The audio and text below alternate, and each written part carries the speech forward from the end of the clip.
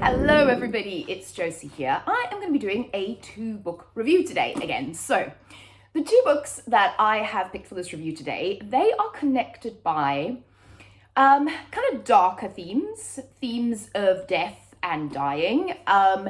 They are connected by obsession, in my opinion.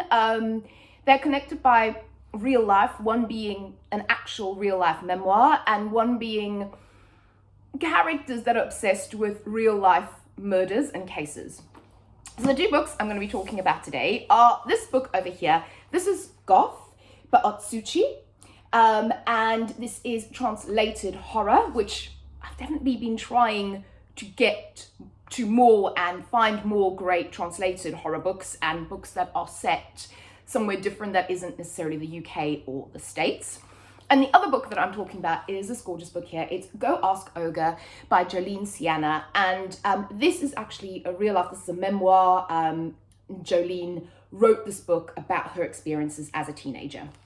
So let me start with Goth. So Goth is fiction. And the story centers on the main protagonist is a boy and a girl. They are at school together, teenagers, and they have an obsession with murder and people dying, and they seem to have a unique talent of stumbling across bodies, stumbling across cases.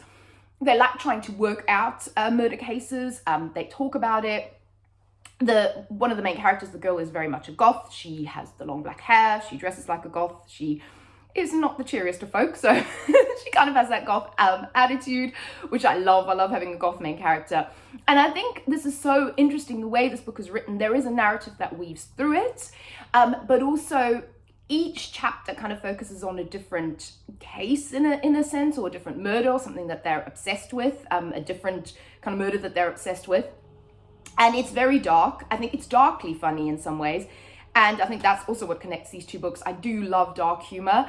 And, you know, some of the descriptions were like, oh, that's gross. But then also, yeah, I did kind of have a bit of a giggle every now and again. And maybe that's just me. But I love this book. It's one that's been on my list for so long to read. Lots of people have recommended it. Lots of people have said it's very good. I would totally agree. Like I said, there are some gory descriptions, but not too many in it. Obviously, we're dealing with murderers and serial killers. But I kind of love the dynamic between these 2 characters. And if you've watched a TV series here in the UK, and I don't know if this is anywhere else in the world, but it's called The End of the Fucking World, it reminded me a little bit of that. And you'll know what I mean if you read it. But yeah, it's great. I really, you know, it's horrific, it's entertaining, it's great to get through, it's interesting. I love the aspect of being kind of obsessed with these real life murder cases, because I love true crime as well. So I really, really enjoyed this book. Then the other book that I really, really enjoyed is this one. This is Go Ask Ogre, like I said, by Jolene Sienna. Now, first of all, the presentation of this book is beautiful. It is, like I said, it is a memoir, and it includes it's basically a transcript of Sienna's diaries from when she was a teenager.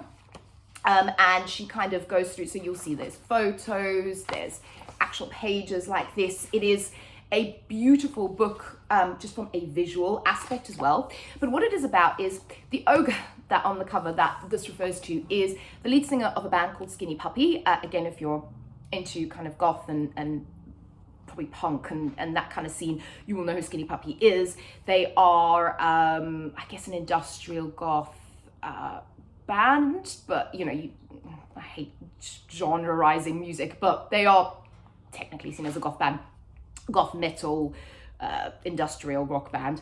And what Jolene started doing when she was a teenager, she was very depressed.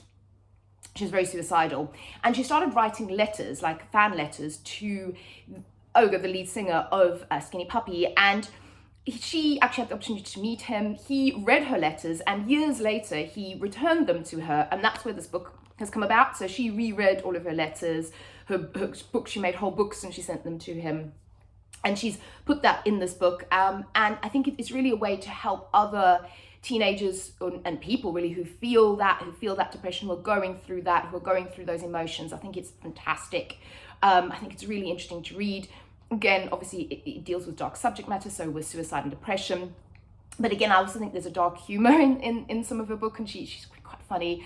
And I think she's amazing. And I've had this book for such a long time because I saw it randomly online and I thought it would be something that I would want to read and gravitate towards, and I absolutely do. And I'm kind of kicking myself, I've only read it now, but I just thought it was fantastic. Like I said, I mean, beautifully done. The subject matter is, obviously trigger warnings for suicide and depression, but I think it's a really interesting insight into that mindset. I think, the fact that she kind of got through it, she survived, she is now thriving, she's a fantastic photographer, and that's a testament to her getting through that. And I think her interactions with the band and all of that, and again, when I said obsession, her kind of almost obsession with Skinny Puppy and the music and the band, and in a way that kind of helped her through this time in her life. And I just think it's just fantastic. I really, really enjoyed this book. Like I said, if you can handle the subject matter, definitely read it. I think it's fantastic.